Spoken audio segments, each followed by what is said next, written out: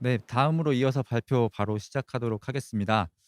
저는 한국인터넷진흥원 인프라보안기술팀의 김태은 책임입니다. 어 저희가 2017 년부터 4년 동안 진행한 자기학습형 사이버 면역 기술 개발 과제의 기술 이전 관련한 기술 설명을 드리도록 하겠습니다. 어 발표는 다음과 같이 기술 개발을 하게 된 배경과 그리고 실제 개발한 기술, 그리고 기술을 어떻게 실증하고 활용할 수 있는지에 대한 방안을 설명드리도록 하겠습니다. 본 기술은 과거에 많이 알고 계시던 사이버 면역이라고 하는 기술을 개념으로 기술 개발을 수행하였습니다. 일단은 사이버 면역이라고 하는 기술 개념은 시스템 자체가 가지고 있는 오류나 취약점과, 그리고 외부에서 들어오는 바이러스나 공격과 같은 행위를 스스로 탐지하고 방어할 수 있다라는 개념을 뜻합니다. 최근에는 많이 들어보셨겠지만 사이버 보건력이라고 하는 부분이 강화가 되고 그것이 요구되어 있어서 저희는 최근에는 이제 재생 복구와 관련된 개념에 대한 연구를 수행하였고 실제 기술 개발을 하였습니다. 앞에 보시는 것처럼 첫 번째로는 이제 외부 공격을 탐지하고 방어를 하는 개념이 있겠습니다. 현재 지금 여기 세콘에도 전시가 되어 있는 다크 트레이스가 앞에 보시는 것처럼 외부에서 들어오는 APT나 악성 코드, 이런 공격 등에 대한 이상 징후를 실제로 탐지를 하고 이것 등을 학습을 해서 자율적으로 대응을 한다라는 개념으로 만들어진 기술이고요. 두 번째로는 이것을 학습을 해서 기존 이후에도 동일한 공격이 들어오거나 변형된 공격이 들어왔을 때도 탐지를 할 수 있는 면역에 대한 면역력을 증가시킬 수 있는 학습에 대한 개념이 있습니다. 어 하지만 앞에 말씀드린 이 두 가지의 개념은 외부에서 내부로 들어오는 공격에 대한 탐지, 그리고 그것에 대한 학습을 말하는 것이고요.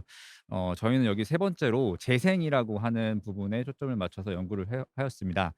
사람도 병에 걸리면 그 병 바이러스를 이겨내기 위한 그 죽은 세포 등을 재생해내는 것처럼 저희 시스템에도 시스템 또는 소프트웨어에 들어있는 취약점을 발견해내면 그것을 정상적으로 복구하고 공격당하지 않는 방향으로 시스템 내부에 들어있는 오류나 취약점 등을 복구해 보자라고 하는 개념으로 본 기술을 만들었고요. 앞에 있는 두 가지가 사고를 직접적으로 대응하는 것이라고 하면, 저희는 사고가 일어나기 전에 사고를 예방하는 기술을 만들었다라고 생각하시면 되겠습니다. 이렇게 기술 개발하게 된 배경에 대한 설명을 드리자면, 보안 취약점이라고 하는 것은 뭐 다 아시다시피 빠르게 증가하고 있다라고 하는 것입니다.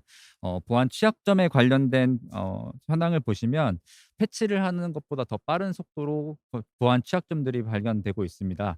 앞에 보시면 CV가 2010 년도에 4천여 건이 있었다면 2019 년도는 2만여 건 이상 증가하였고요.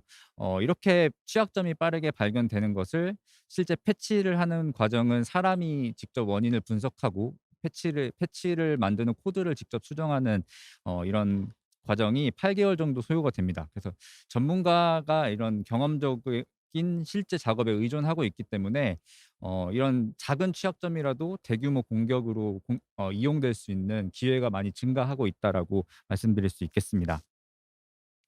어 따라서 앞에 보시는 것처럼 2016 년에 미국 달파에서 진행한 그 CGC라고 하는 대회가 있습니다.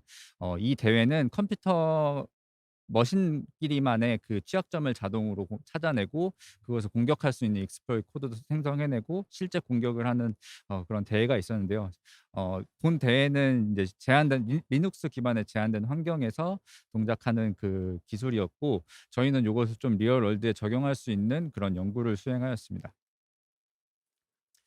어 저희 본 기술 이전 설명회에서 저희 총 아웃풋은 앞에 보시는 것 같이 네 가지 시스템을 만들었으나, 첫 번째로 말씀드릴 수 있는 보안 취약점 탐지 기술, 그리고 두 번째로 보안 취약점 원인 분석 기술, 그리고 보안 취약점 자동 패치 기술, 총 세 가지 기술을 설명드리겠습니다. 저희가 개발한 기술의 최종 목표는 사람이 완전히 개입을 할 수는 없겠지만 사람의 개입을 최소화하여서 보안 취약점을 분석하고 실제 바이너리 상에 그것을 패치하는 과정을 자동화해 보고자 하였고요. 실제 보안 취약점을 찾아내고 패치하는 과정은 레거시 소프트웨어라고 불려지는 바이너리 기반의 소프트웨어를 대상으로 알려진 취약점이 얼마나 있는지를 분석하고 그것을 대응하는 기술을 개발하였습니다. 현재 그 본 과제는 2020 년에 종료된 과제입니다. 그래서 최종 완료된 부분이 어느 정도 있는지를 설명드리겠습니다. 앞에 말씀드렸던 보안 취약점을 분석하는 과정과 보안 취약점을 패치하는 과정 두 과정이 모두 개발이 완료되어서 통합하는 과정도 완료가 되어 있습니다. 또한 저희가 내부적으로 그리고 또는 외부에 있는 중소기업 등을 통해서 실증 과정까지 완료되어 있는 상태입니다. 첫 번째 단계로 보안 취약점을 분석하는 기술입니다. 요 안에는 보안 취약점을 실제로 찾아내는 많이 알고 계신 퍼징이라고 하는 부분인 취약점을 탐지하는 과정이 있고요. 두 번째로는 탐지된 결과가 어떤 취약점 유형에 포함되어 있는지 보안 취약점 원인을 분석하는 기술 크게 두 가지로 분류되어 있습니다.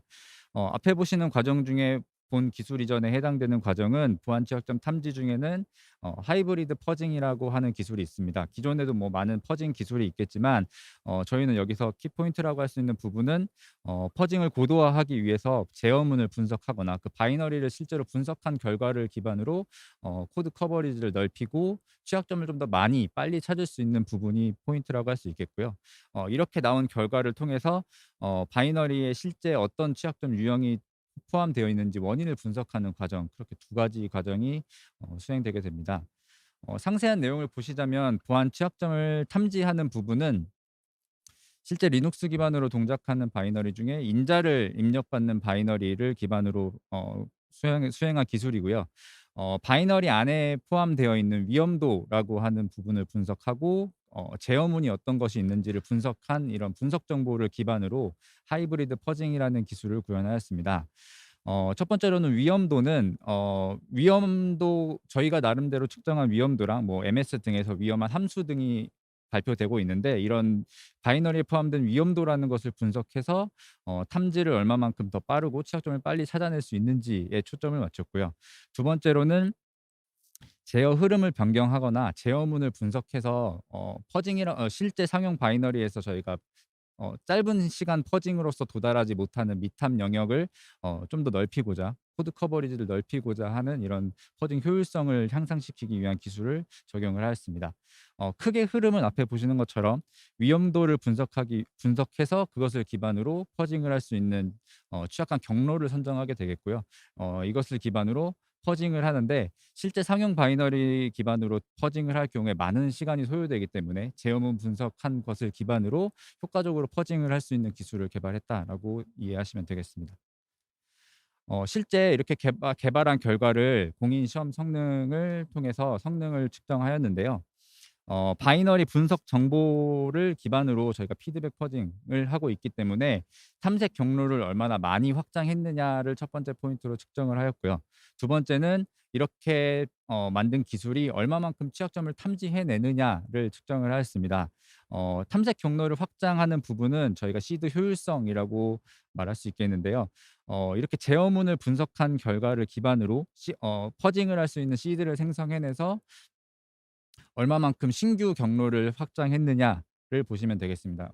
요 측정은 리눅스에서 사용되고 있는 상용 바이너리 10 종을 대상으로 체크를 하였고 비교 도구는 AFL++와 드릴러라고 하는 그런 취약점 탐색 도구와 저희 기술을 비교 측정하였습니다. 또한 시험 방법으로는 1 시간 단위로 퍼징을 3 회씩 반복하여서 그 평균을 측정하였는데요. 왼쪽에 보시는 시험 결과 1 번이 그 시드 효율성에 해당합니다. 그래서 신규 탐색 경로를 얼마나 많이 확장했느냐라고 하면 실제 저희가 만든 개발 도구가 2,633 개에 해당하는 신규 경로를 확장해 내서 기존 도구들보다는 뭐 1.5배 이상의 성능을 측정할 수 있었다라고 말씀드릴 수 있겠고요. 두 번째는 저희가 만든 도구가 그럼 실제 상용 도구에 들어있던 취약점을 얼마나 많이 상용 그 바이너리에 들어있는 취약점을 얼마나 많이 찾았느냐에 해당하는 테스트입니다. 실제 그 상용 바이너리 10 종에 해당하는 내용 중에 앞에 보시는 것처럼 3회 반복한 결과 총 93% 정도에 해당하는 취약점을 찾아낼 수 있었고요. 네 요 부분 앞에 나와 있는 표에 보시는 것처럼 뭐 텔넷이라든지 apt-get과 같은 실제로 사용되고 있는 그 바이너리 안에 있는 취약점을 대상으로 탐지를 했다라고 생각하시면 되겠습니다. 네. 앞에서는 퍼징이라는 기술을 통해서 취약점을 찾아냈다라고 하면 뭐 크래시를 찾아냈다라고 할 수 있겠죠. 이렇게 크래시를 찾아내게 되면 실제 이 크래시가 어떤 취약점이 있는지에 대한 유형을 분석하는 과정입니다. 그걸 저희가 원인 분석하는 과정이라고 이름을 붙였고요. 이 부분은 저희 시스템 내 가상 환경에서 실제 바이너리를 동작시키면서 실행 정보라는 것을 추출하게 됩니다. 이런 실행 정보들 중에는 어떤 함수가 있는지, 그리고 어떤 명령어가 사용되는지, 그리고 실제 크래시가 발생하면 어떤 크래시가 발생했는지를 쭉 모니터링하고 그 정보를 저장하는 단계로 이어지게 됩니다. 이렇게 그 원인을 분석하고 이런 실행 정보들을 추출을 한 후에는 실제 원인이 어디서부터 시작됐는지, 근원지를 추적하는 기술이 적용되어 있는데요. 실제 크래시를 유발한 입력값이 어느 곳으로부터 입력이 되었는지를 따지는 크래시 유발값을 추적하는 부분이 있겠고요. 이것이 외부 입력으로 어느 부분에서 입력이 들어왔는지에 대한 외부 입력값을 분석하는 부분이 있겠습니다. 이렇게 두 가지 내용을 거쳐서 저희 그 취약한 바이너리 안에 크래시를 유발시킨 입력값을 추적하게 되고, 이 입력값이 어떤 취약점을 유발했는지 그 CWE 기반으로 취약점을 식별하게 됩니다. 이렇게 CWE 기반으로 취약점을 식별하는 이유는 뒷부분에서 취약점을 패치할 때 CWE 별로 패치하는 코드가 다르기 때문에 이 원인 분석 과정에서는 패치를 적용하기 위한 그 취약점 유형을 분석하는 과정이다라고 설명드릴 수 있겠습니다. 핵심 기술 세 번째로는 실제 바이너리 기반으로 보안 취약점을 패치를 하는 과정입니다. 앞에서 설명드렸듯이 취약점을 발견해내고 그것을 패치하기까지는 실제 소스 코드 기반으로 패치를 현재는 진행을 하고 있었습니다. 근데 이렇게 소스 코드 기반으로 오류를 찾거나 취약점을 패치하는 과정은 상당히 오랜 시간이 걸리게 됩니다. 그래서 긴급한 뭐 제로데이 취약점을 긴급하게 방어할 경우에는 소스 코드 기반으로 패치하기엔 상당히 오랜 시간이 걸리기 때문에 저희는 이런 긴급한 상황을 대체하기 위한, 취약점이 발현되지 않기 위한 바이너리 기반의 패치를 만들어 보고자 노력을 한 것이고요. 크게 저희는 패치 자동화를 하는 플랫폼을 만들어서 앞에서 보안 취약점을 탐지하고 그에 대한 원인을 분석했다라고 하면 그런 취약점의 유형과 원인별로 패치를 자동으로 적용을 하고, 패치를 적용한 후에 그 바이너리가 정상적으로 동작하는지에 대한 기능과, 그리고 패치가 정상적으로 들어가서 취약점이 발현되지 않게 하는지에 대한 그런 부분, 성능 부분을 검증하는 크게 두 가지 파트로 동작을 하게 되겠습니다. 앞에 보시는 것처럼 패치 자동화 전체 플랫폼에서는 말씀드렸듯이 취약점 원인 분석에 따른 룰 기반으로 패치를 선정을 해서 입력값을 제어한다거나 하는 부분에 패치를 적용을 하게 되겠고요. 실제 패치 엔진에서는 앞에 보이시는 것처럼 어셈블리 명령어 단위로 실제 패치를 바이너리에 적용을 하고, 어셈블리 함수 단위로 패치를 적용하는 다이렉트 패치라고 저희가 명령한 그 내용이 있고요. 인다이렉트 패치라고 되어 있는 부분은 바이너리 하드닝에 관련한 패치도 수행을 하고 있습니다.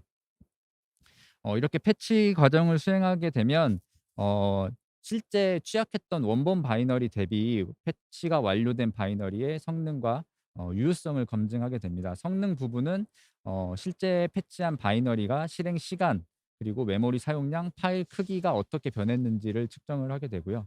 유효성 검증 같은 부분은 패치가 넣었을 때 기능이 정상적으로 동작을 하는지, 그리고 기존에 발현했던 크래시가 다시 재발하는지를 체크를 하게 됩니다. 네. 앞서 말씀드린 기술 이전에 해당하는 세 가지 기술을 가지고 저희가 어떻게 실증을 하였고, 어 기존에 사업화하던 과정은 어떤 것들이 있는지를 간단하게 설명드리도록 하겠습니다. 일단은 첫 번째로는 저희 키사 내 네. 첫 번째로는 기사 내에 있는 그 IoT 보안 테스트 베드라고 하는 곳에 IoT 제품들을 테스트할 수 있는 그런 환경이 구축되어 있습니다. 그곳에 취약점을 탐지할 수 있는 저희 기술들을 적용을 해서 실제 도구들을 활용해 보실 수가 있고요. 두 번째로는 저희 키사 지역정보보호센터와 연계되어서 실제 중소기업 등이 사용하고 있는 오래된 레가시 시스템 등에 포함되어 있는 소프트웨어들을 점검해 주고 취약한 부분을 컨설팅해 줄 수 있는 도구로 사용을 계획하고 있습니다. 이렇게 키사 내부에서는 저희가 개발한 기술을 실증하는 부분을 하고 있고요. 실제 저희랑 같이 기술을 공동 연구한 부분에서는 IoT 디바이스나 안드로이드에 올라가 있는 앱에 해당하는 취약점들을 패치를 해서 사용할 때 좀 더 안전성을 강화할 수 있는 부분으로 실제 상용화도 준비를 하고 있습니다. 네. 이상 발표를 마치도록 하겠습니다. 저희 기술 이전에 관련된 내용은 저희 국가 R&D 홍보관에서도 해당하는 내용을 설명드릴 수 있으니까 혹시 관심 있으시면 저희 부스에 방문해 주셔서 질문해 주시면 감사하겠습니다. 이상 발표를 마치도록 하겠습니다.